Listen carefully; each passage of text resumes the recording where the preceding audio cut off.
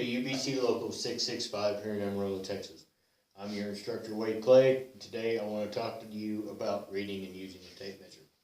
A tape measure is the most important tool a carpenter can have in his tool pouches, and must have in his tool pouches. Reading a tape measure is an important and valuable skill a carpenter must master over his years of experience. There are many different ways and uses of a tape measure, but today I want to talk about just the basics. At the end of this course or instruction, you'll be able to take a measurement of, let's say, 10 inches and 7/16, mark it within a 1/16 of an inch accuracy in under 1 minute, and be able to do this and mark it and get it ready to cut and go to the saw. So let's get right into it.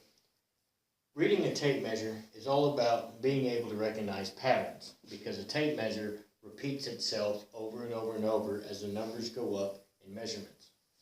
Now, many different tape measures show many different things.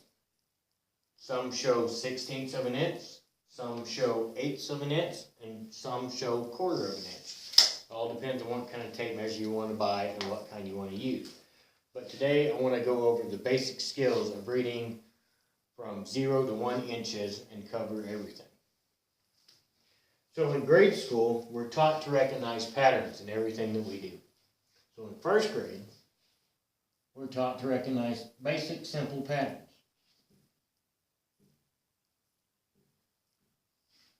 So my question is, what would be next in this pattern? Yes, that's correct. It would be a circle. Then in second grade, we're taught to recognize patterns and colors to add to the complex problem.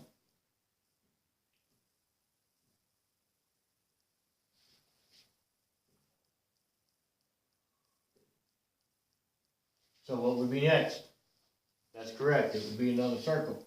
But we can recognize the color purple and the square. So recognizing patterns, if we can do that effectively and efficiently, we can read a tape measure. Now what I've done is I've drawn a line up here on the board, and this is going to represent 0 to 1 inch. And if you'll notice on a tape measure, when you read between the inches, the little ticks or marks, some of them are small, some of them are medium sized, some of them are big, but the biggest ones are going to be your inch marks. Okay? And then the next size down would be halfway between it, which is right here. That mark is just a little bit smaller. So, given that scenario, what would be the next pattern? That's correct. In between 0 and here would be a little bit smaller of a dash. And then what would be next? You're absolutely right. Between here and here would be a little bit smaller of a dash. So, if you're following the same pattern as what we're doing, what would be next? You're absolutely right. Between here and here would be a little bit smaller of a pattern. And then the same continues, and it repeats. And then it does it again. It repeats one more time, until you end up with 16 dashes. Now, one thing I will tell you is each dash or tick represents 1/16 of an inch. And this is how you write it. This is called a fraction of an inch. There are 16 16ths in an inch. Now this can get confusing from time to time, but the easiest way to read it is to just count out the ticks between each inch. So if you count it out, 1, 2, 3, 4, 5, 6, 7, 8 16ths, 9, 10, 11, 12 16ths, 13, 14, 15 16ths, and finally 16 16ths, which is also equal to 1 inch. Now, let's go over recognizing the pattern and how to read this easily. When you're out in the field working with other carpenters, you're not going to necessarily say it's going to be 10 and 10 16ths. You want to reduce that and you want to say 5/8. How do you recognize 1/8 of an inch? Well, you recognize the pattern. The second tick is 1/8 of an inch. So I'll go ahead and mark them, and then we'll see if we can decide the pattern.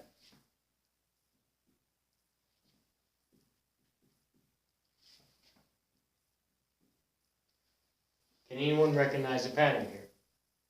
You're absolutely right, it's counting in odds. 1/8, 3/8, 5/8, and 7/8. These are the next biggest ticks in the scheme of going up, reading between 0 and 1. Okay, so here we have a 1/16 of an inch, and then an eighth. And then we have 3/16 of an inch, and then we have 4/16 of an inch. Well, if you've noticed the pattern, this right here is halfway between 0 and 1 inch. So what would you assume this would be? You're absolutely right, that's a half of an inch.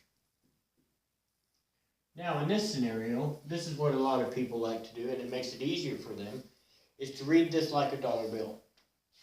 So if there's 4 quarters in a dollar, and this is 50 cents, what would the next biggest size be?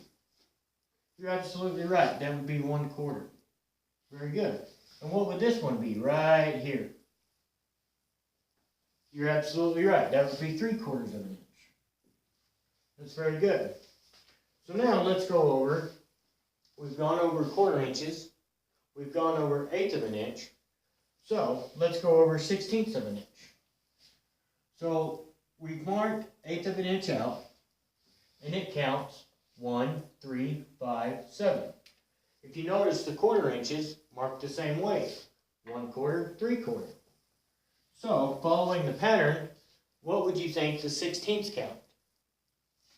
You're absolutely right. They would count as odd numbers. 1/16, skip an eighth, 3/16, skip, 5/16, skip, 7/16, skip, 9/16, skip, 11/16, skip, 13/16, skip, and 15/16, skip. And then finally 1 inch. It's very good. As you can see, reading a tape measure can be very difficult at times, and there's many different ways of reading it. Now, hopefully, I've shown you an easier way to simplify reading a tape measure. There's a lot more of reading a tape measure, and I don't want to confuse you just yet.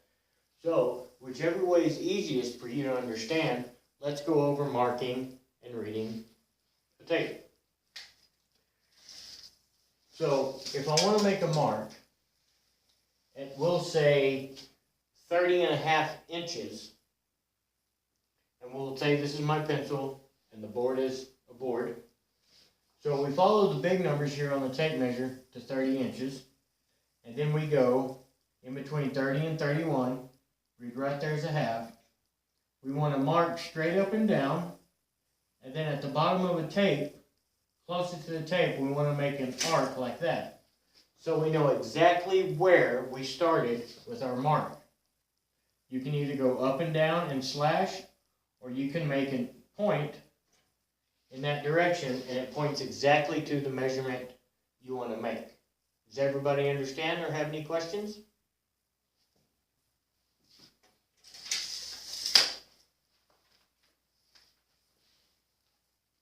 Alright, so now that we've gone over the basic understanding of reading and using a tape measure, let's go out in the shop and let's use a measurement of 15 3/16 of an inch and mark on a board within a 1/16 of an inch. We'll make it easy.